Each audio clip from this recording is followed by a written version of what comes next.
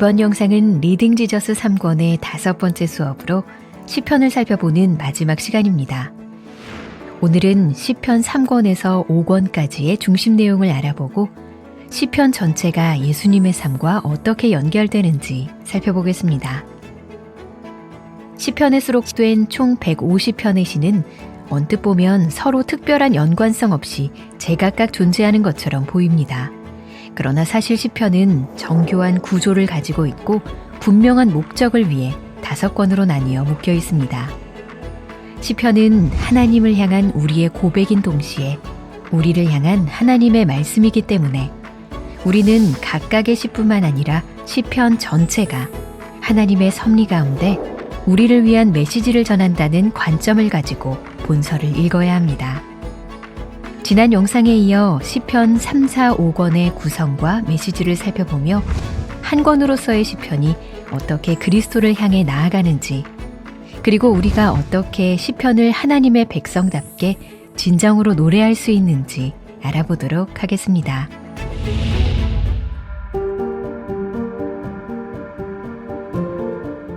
시편 2권의 마지막 시인 72편은 장차 오실 의로운 왕을 소개하고 그가 이루실 새 창조와 번영을 바라는 소망으로 마칩니다. 그러나 3권이 시작되는 73편에서는 분위기가 완전히 바뀝니다. 시인은 악인들이 망하기는커녕 오히려 번창하고 있는 모습을 보며 완전히 실족할 뻔했다고 고백합니다. 그러나 시인은 성전으로 들어가 의인과 악인의 마지막 운명을 다시 이해하며 비로소 답을 찾습니다. 그리고 시편 1, 2편의 메시지를 다시 한번 고백하며 끝을 맺습니다. 그 메시지는 바로 의인의 형통과 악인의 멸망이죠. 그러나 이어지는 74편은 예루살렘의 멸망에 대해서 말합니다. 73편에서 시인이 위로받기 위해 찾아간 바로 그 성소가 바벨론에 의해서 파괴되고 불타버린 것입니다. 이제 하나님의 백성들은 어디에서 소망을 찾을 수 있을까요? 74편 이후 시편 3권 전체에 걸쳐 탄식과 소망이 교차하다가 88편에 이르면 절망의 밑바닥까지 떨어집니다. 시편 88편은 탄식을 넘어 찬양의 방향으로 움직이지 않는 유일한 탄식시입니다. 그리고 3권의 마지막 시인 89편은 바벨론 포로기에 이스라엘이 짊어진 문제를 생생하게 보여줍니다. 이스라엘의 왕은 사라지고 백성들은 약속의 땅에서 쫓겨났습니다. 하나님의 신실한 언약에도 불구하고 모든 것이 무너져버린 듯한 상황에 놓인 것입니다. 이제 이스라엘은 어디로 나아가야 할까요? 모든 것이 끝난 것 같은 상황 속에 이스라엘은 어떻게 회복될 수 있을까요?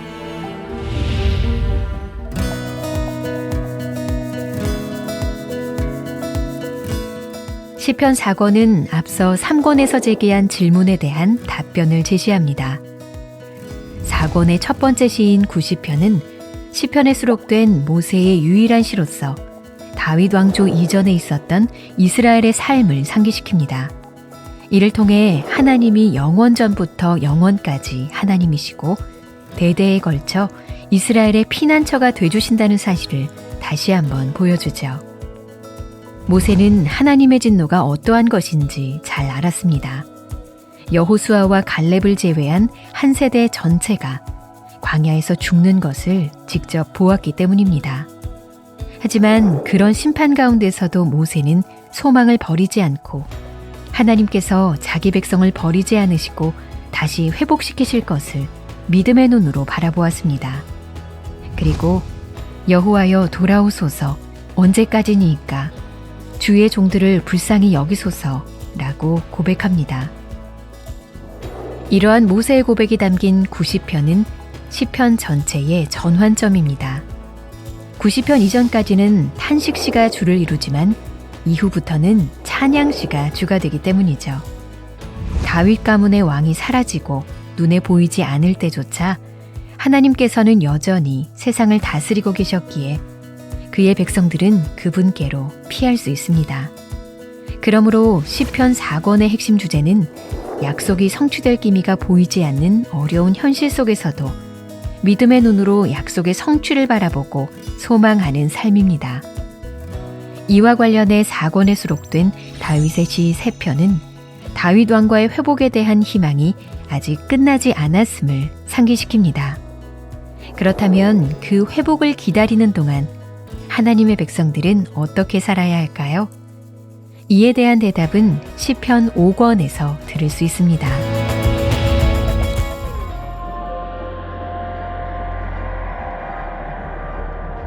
시편 마지막을 장식하는 5권은 다윗 왕가의 회복을 기다리는 동안 어떠한 삶을 살아야 하는가에 대한 답을 줍니다. 그 답은 바로 하늘에 계신 왕의 통치에 순종하며 장차 임할 다윗 왕조의 완성을 고대하며 살아가는 것입니다. 그래서 마지막 권에 수록된 시 중 15편은 모두 다윗의 시입니다. 시편 5권의 중심인 118편과 119편은 앞선 질문의 답을 좀 더 구체적으로 설명합니다. 118편은 메시아 시편이고 119편은 율법 시편으로 믿음으로 율법을 지키며 순종하되 노예와 같이 복종하는 것이 아니라 사랑을 동기로 즐거워하며 순종하라고 가르치고 있습니다. 이어지는 120편과 121편에서 시인은 이런 삶을 살아가는 자들에게 환난이 있을지라도 졸지도 주무시지도 않는 하나님께서 그들을 밤낮 지키실 것을 확신합니다. 5권의 후반부는 다윗 왕조에 대한 약속이 반드시 이루어지리라는 소망과 그 기름 부음 받은 자로 말미암은 백성들의 연합에 대해 노래합니다. 이어서 134편에서 136편까지 찬양이 이어지다가 마지막 145편부터 150편에 이르러서는 진정한 크레센도를 이루며 찬양이 폭발합니다.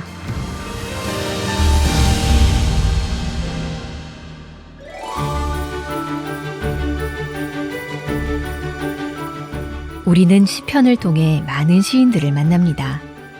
탄식하는 시인들, 감사하는 시인들, 찬양하는 시인들 등 모든 시인들은 각자가 처한 환경과 상황에 맞게 노래했습니다. 이러한 시편은 각 시인들의 노래이기도 하지만 궁극적으로는 예수 그리스도의 노래입니다.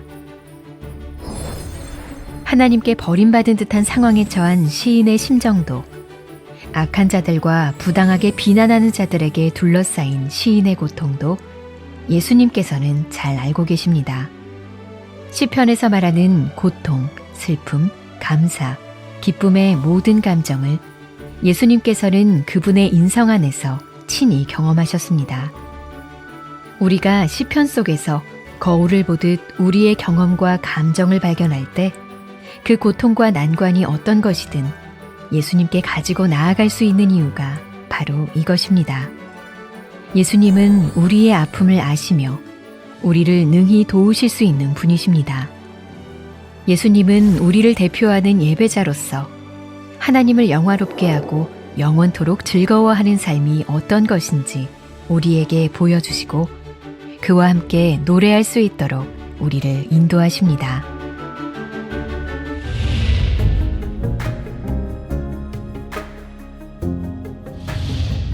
우리 모두는 살아가면서 낙심과 절망을 경험합니다.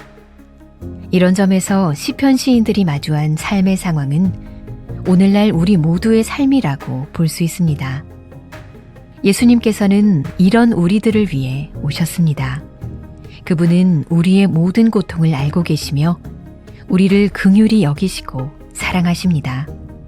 그래서 우리의 슬픔과 아픔을 위로하시고 우리의 연약함을 동정하시며 지금도 기도하십니다.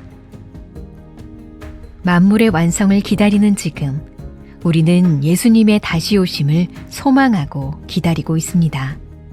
우리는 이 기다림의 시간 동안 새 노래로 찬양하며 예배해야 합니다.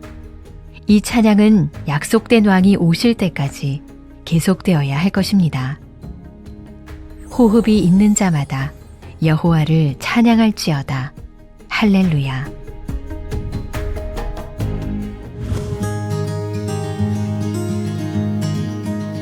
다음 영상은 리딩 지저스 3권의 6번째 수업으로 잠언을 공부할 것입니다. 잠언에서 말하는 지혜의 참된 의미가 무엇인지 살펴보고 우리가 잠언의 말씀을 어떻게 바르게 이해하고 적용할 수 있는지에 대해 알아보겠습니다.